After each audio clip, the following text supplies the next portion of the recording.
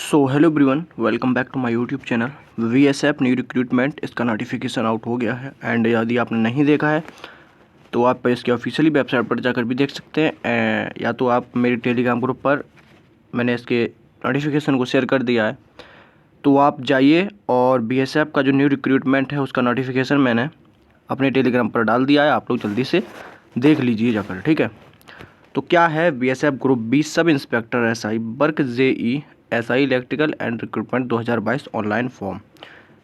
इससे पहले मैंने इससे रिलेटेड एक वीडियो बनाया था जिसमें कोई क्लियर नहीं था कि इसका जो स्टार्ट डेट है एग्ज़ाम वो ऑनलाइन एप्लीकेशन का कब से है।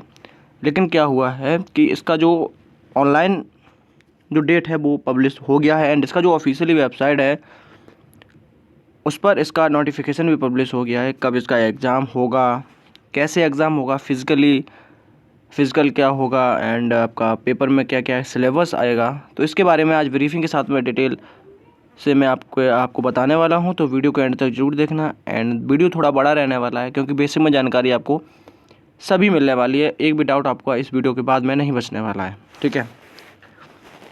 तो देखो, सबसे पहले अगर बात करते हैं कि एग्ज़ाम स्टार्ट आपका आज से यानी कि 25 अप्रैल से आपका ऑनलाइन फॉर्म स्टार्ट हो गया है, ठीक है। 25 अप्रैल से आपका स्टार्ट फॉर्म हो गया है एंड लास्ट डेट आपका 8/6/2022 है, ठीक है। 2 महीने का लगभग में 1 महीने का टाइम फुली आपको दिया गया है। और जब आप एग्ज़ाम ऑनलाइन करेंगे, जैसे आप फ़ीस नहीं कटा पाते हैं तो फ़ीस कटने की भी लास्ट डेट यहाँ पे दी गई है 8/6/2022 है एंड एग्ज़ाम डेट अभी क्लियर नहीं करी गई है कि कब एग्ज़ाम होगा।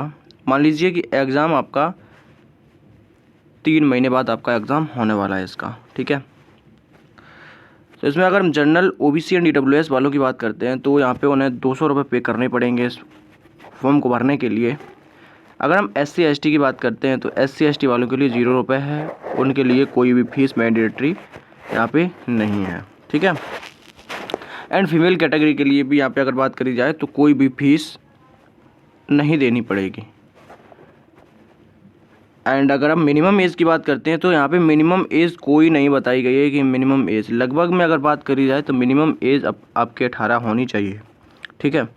एंड अगर मैक्सिमम एज की बात करते हैं तो मैक्सिमम एज 30 ईयर होनी चाहिए, जो कि अच्छी खासी है एंड BSF ज्वाइन करने का अच्छा मौका है आप लोगों के पास यदि आप इंजीनियरिंग डिग्री आपके पास है तो। एज रिलैक्शन जो कि आपको EWS OBC SC ST categories wise आपको एज रिलैक्शन मिलता है, ठीक है, वो आपको मिलेगा यहाँ पे। एंड अगर बात करी जाए कि BSF कांस्टेबल रिक्रूटमेंट पोस्ट कितनी है तो पोस्ट आपकी 90 पोस्ट है, अच्छी खासी पोस्ट है। ये नहीं है कि थोड़ी पोस्ट हो, 90 पोस्ट बहुत होती है, ठीक है। तो किस किस पोस्ट के लिए कौन कौन सी पोस्ट आई हुई है, देखो सबसे पहले बात कर लेते हैं इंस्पेक्टर आर्किटेक्ट।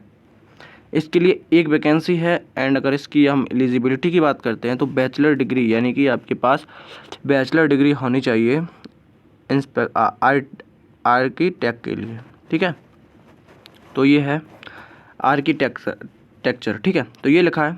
एंड अगर सब इंस्पेक्टर वर्क के लिए बात करते हैं तो 57 पोस्ट है इसमें, जिसमें आपको डिप्लोमा चाहिए civil engineering in any recognized institute of India. आपको सिविल का इंजीनियरिंग डिप्लोमा चाहिए। And junior engineering SI electrical की बात करते हैं, इसमें भी आपको डिप्लोमा चाहिए इलेक्ट्रिकल इंजीनियरिंग का, ठीक है, जो कि आप देख सकते हैं। एंड अगर बात करी जाए फिज़िकल की तो छोटी मोटी डिटेल में फिज़िकल में के बारे में भी बता देता हूँ, ठीक है। देखो हाइट की बात करते हैं, देखो इसमें दोनों लोग फॉर्म को फिल कर सकते हैं, मेल कैंडिडेट भी एंड फीमेल कैंडिडेट भी। तो मेल कैंडिडेट के लिए हाइट कितना है तो मेल कैंडिडेट के लिए 165 सेंटीमीटर हाइट रहने वाला है एंड फीमेल कैंडिडेट के लिए भी 157 सेंटीमीटर हाइट रहने वाला है, ठीक है। एंड चेस्ट की बात करते हैं तो चेस्ट आपकी पोस्ट वाइज है, इंस्पेक्टर आर्किटेक्ट के अलग है, SI JE के अलग है, ठीक है। तो कैटेगरीज वाइज है एंड पोस्ट वाइज है। अगर हम चेस्ट की बात करते हैं तो 81 से 86 सेंटीमीटर मेल की रहने वाली है और फीमेल की कोई चेस्ट मापी नहीं जाती है, ठीक है। एंड चेस्ट SI की बात करते हैं JE पोस्ट के लिए तो इसमें 76 से 81 सेंटीमीटर आपकी चेस्ट होनी चाहिए, कोई भी फीमेल कैंडिडेट के लिए मैंडेटरी नहीं है। एंड अगर रनिंग की बात करते हैं तो रनिंग आपको 1.6 किलोमीटर दौड़नी पड़ेगी 7 मिनट में मेल के लिए, एंड 800 मीटर दौड़नी पड़ेगी 5 मिनट में फीमेल कैंडिडेट के लिए, जो कि अच्छी खासी आराम से आप लोग दौड़ सकते हैं। उसके बाद आपको एक लॉन्ग जंप करनी पड़ेगी 11 फीट, ठीक है, 11 फीट की लॉन्ग जंप मेल कैंडिडेट के लिए, एंड 8 फीट की जो लॉन्ग जंप है वो फीमेल कैंडिडेट के लिए करनी पड़ेगी। एंड हाई जंप की बात करते हैं तो हाई जंप आपका 3.5 फीट आपको कूदना पड़ेगा, ऊंची कूद बोलते हैं जिसे, मेल कैंडिडेट के लिए। एंड फीमेल कैंडिडेट के लिए बात करते हैं तो 2.5 फीट आपकी फीमेल कैंडिडेट के लिए ऊंची कूद है इसमें, ठीक है। एंड अगर हम कैटेगरी वाइज बात करते हैं कि किस कैटेगरी के लिए कितनी पोस्ट है, तो उसके बारे में भी ब्रीफिंग में डिटेल में आपको बता देता हूँ। इंस्पेक्टर आर्किटेक्ट के लिए सिर्फ एक पोस्ट है, वो भी आपके अनरिजर्व के लिए है, ठीक है। एंड सब इंस्पेक्टर के लिए मैंने 57 पोस्ट बताई थी, जिसमें अनरिजर्व के लिए 24, ओबीसी के लिए 16 एंड ईडब्ल्यूएस के लिए 5, एंड अगर एससी एंड एसटी के लिए बात करते हैं तो एससी के लिए 8 एंड एसटी के लिए 4 पोस्ट रहने वाली, टोटल है आपकी 57, ठीक है।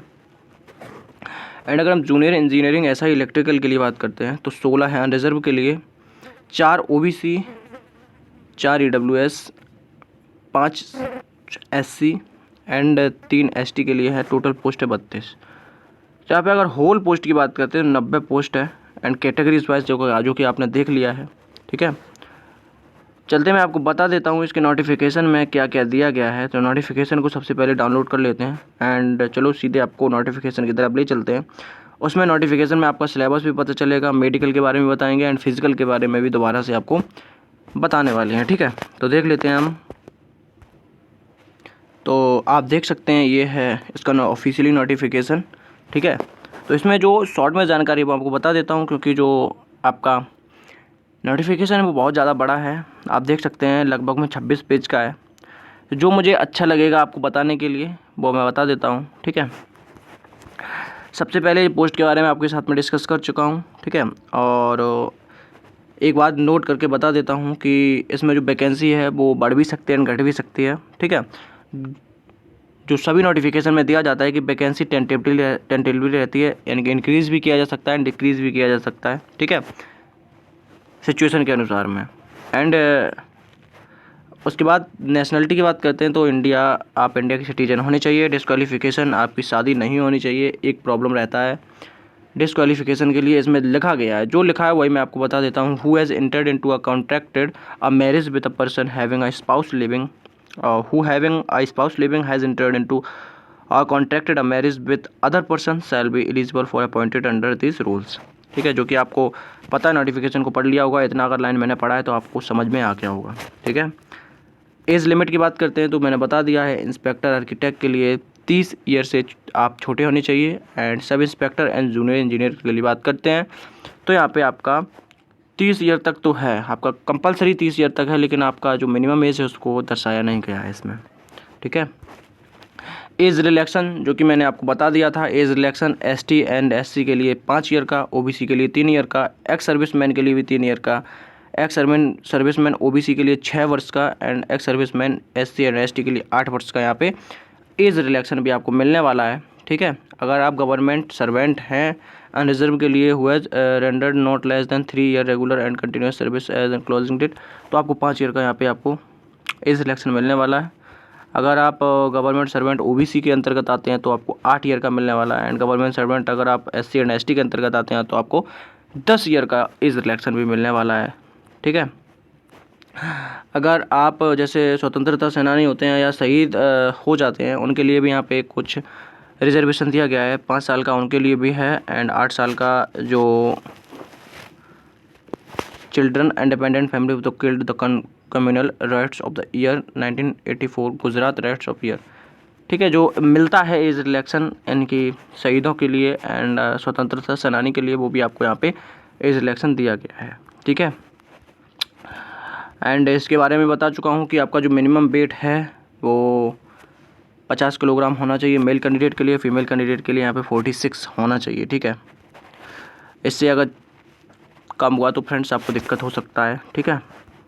एंड चेस्ट टेस्ट के बारे सबके बारे में आपको बता चुका हूँ जो मुझे लगता है। चलो ठीक है, मेडिकल आ गया तो मेडिकल के बारे में छोटी मोटी जानकारी आपको बता देता हूँ, ठीक है। तो मेडिकल स्टैंडर्ड जो आपको पता है, मेडिकल किसी चीज़ का भी हो, मैं आप आर्मी की तुलना कर लेता हूँ, जो आर्मी में होता है उसी प्रकार से मैं आपको बता देता हूँ। जो बेटर आइज़ होते हैं वो N6 एंड जो ख़राब आँख होती है उसे N9 बोलते हैं, ठीक है। एंड बेटर आइज़ जो होती हैं वो आपकी 6/6 एंड जो रोज़ आँख होती है जिसे हम लोग बोलते हैं बेकार वाली आँख, वो 6/9 होती हैं, ठीक है। तो आप लोग एक बार चेक करा लीजिए, अगर आपकी आँख 6/6 हुई तो आप सही है, एंड अगर आपकी आँख जो है 6/9 हुई तो आपको वहाँ पे आउट करने का चांस बनता है, 100% आप आउट हो जाएंगे, ठीक है। एंड टैटू का भी एक यहाँ पे दिया गया है, टैटू फुल स्लीव अगर आप कोई चीज़ को पहनते हैं एंड उसके बाद भी आपका टैटू अगर दिखता है तो वहाँ पे आपको आउट करने का चांस फुल मिलता है, तो पढ़ लेना, ठीक है। अगर सिलेबस की बात करते हैं तो यहाँ पे 5 टाइप से यहाँ पे सिलेबस दिया गया है।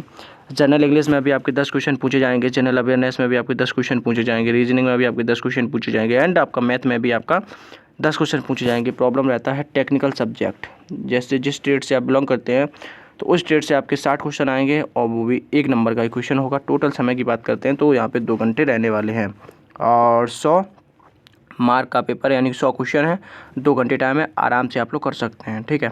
और ये आप देख सकते हैं कि जो सिलेबस है टेक्निकल सब्जेक्ट का, वो सिलेबस आप देख लेना। इसमें अगर आप आते हैं इस क्राइटेरिया के अंतर्गत तो आप इस ऑनलाइन फॉर्म को भर सकते हैं, ठीक है। तो ये था एंड आपको मैं जानकारी आपको दे चुका हूँ फुल्ली एंड फाइनली। तो कुछ बचा नहीं है, शायद में अगर कुछ बचा हो तो आप लोग कमेंट बॉक्स में ज़रूर कमेंट करना। देखो कोई भी अगर आप डाउट बचे तो आप ज़रूर कमेंट किया करो, मुझे भी पता चले कि आपको आपका जो डाउट है कैसा है एंड क्या मैं उसे सॉल्व कर सकता हूँ। तो एंड में यही बोलूँगा, आप इस चैनल को कर लेना सब्सक्राइब, एंड यदि आपने लाइक नहीं किया तो कर देना लाइक। आपको इसी प्रकार से इस चैनल पर वीडियो मिलता रहता है। एंड यदि आपने मेरे टेलीग्राम ग्रुप को ज्वाइन नहीं किया तो लिंक इस वीडियो को डिस्क्रिप्शन में दिया गया है, आप जल्दी से आइए मेरे टेलीग्राम ग्रुप को ज्वाइन करिए जाके। सबसे पहले अपडेट जो है मैं अपने टेलीग्राम ग्रुप पर दे देता हूँ, उसके बाद मैं वीडियो बनाता हूँ, ठीक है। तो सबसे पहले आपको जो अपडेट मिलेगा वो मेरे टेलीग्राम पर मिलेगा। अगर आप नहीं जाना चाहते टेलीग्राम ग्रुप पर तो आप टेलीग्राम पर सर्च करिए जॉइन इंडियन एयरफोर्स क्लासेस नाम से, ठीक है। तो अपना जो यूट्यूब चैनल है जिस नाम से उसी नाम से अपना एक टेलीग्राम ग्रुप है, आप जल्दी से आइए ज्वाइन करिए उसे, ठीक है। तो आई होप आपको वीडियो पसंद आया होगा, आशा करता हूँ वीडियो पसंद आया होगा। वीडियो पसंद आए तो लाइक एंड सब्सक्राइब जरूर करना, चैनल पर नए हो तो चैनल को कर देना सब्सक्राइब। आपको इसी प्रकार से लगातार वीडियो मिलता रहता है। तो जय हिंद, जय भारत, वंदे मातरम।